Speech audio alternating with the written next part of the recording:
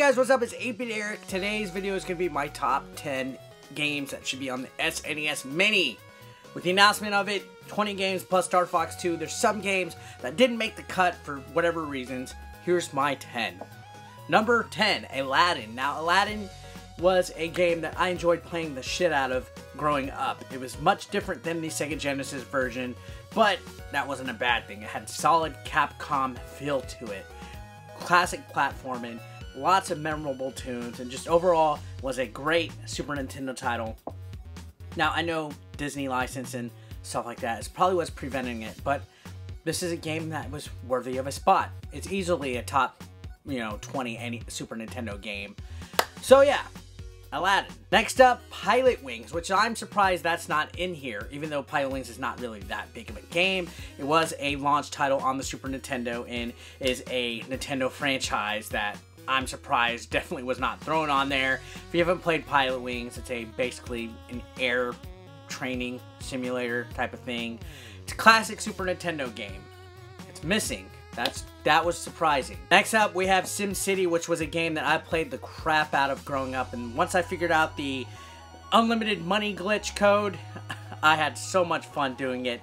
SimCity is a city simulator where you build a city and you have a lot of fun. This one might be in license limbo because I believe EA might own it, so that's probably why it's not on there. It definitely was one of the standout Super Nintendo games because SimCity at the time was a PC game for the most part. I think this was the first console release for it, and I personally enjoyed it a lot. Super Tennis, another launch game that Nintendo made. I'm surprised it's not on here. That might be a good thing though, because this is pretty much a basic sports game. I remember playing it back in the day. There was like an arcade Super Nintendo game with Mario World, F-Zero, and Super Tennis on it. And yeah, I spent a lot of time playing this. But Super Tennis is a fun game to play as well. It's not bad. It's just, I'm surprised it's not on there. I guess that's a good thing because that means Nintendo went within the Bomberman series.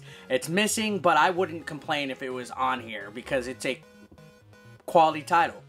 Tetris Attack. Now, I think a good puzzle game on here would be nice. Tetris Attack was a unique take on Tetris. It was a pretty good little title on the Super Nintendo, and I think it would fit in right with the multiplayer aspect of this game because there's a lot of like RPGs and stuff on the SNES Classic that two people cannot enjoy. I think they should have thrown a little bit more multiplayer games. Final Fight is an arcade classic that I believe should be on the Super Nintendo. Now, the SNES version was not as great as the arcade version. I believe that it was only a shorter game and it had single player only, but it's a standout that probably would have been pretty good. At least one of the Final Fight games, right? Final Fight 1, 2, or 3 should have been on the SNES Classic. Now, Actraiser is one of those Super Nintendo games that you hear a lot of compliments about, that's been steadily getting popularity throughout the years. It's basically a cult classic in a lot of ways. That would have been a pretty neat game to have on here if you're going to throw in stuff like Final Fantasy and Secret of Mana and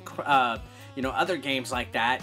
I think Actraiser would have fit just right in. And last but not least, speaking of games from Square, Chrono Trigger is perhaps one of the most beloved, if not the most beloved Super Nintendo game of all time. I think that definitely should have been put on here. That would have sold some systems, even though a lot of people probably have it.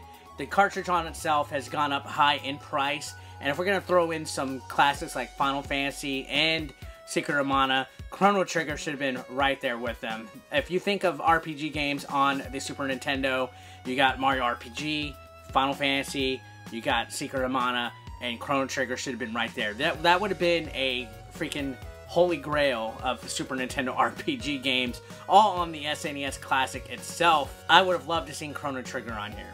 Now guys, that's it for my top 10. What are your top 10 games that you think should have been on the SNES Classic? Comment below, and thanks a lot for watching, guys.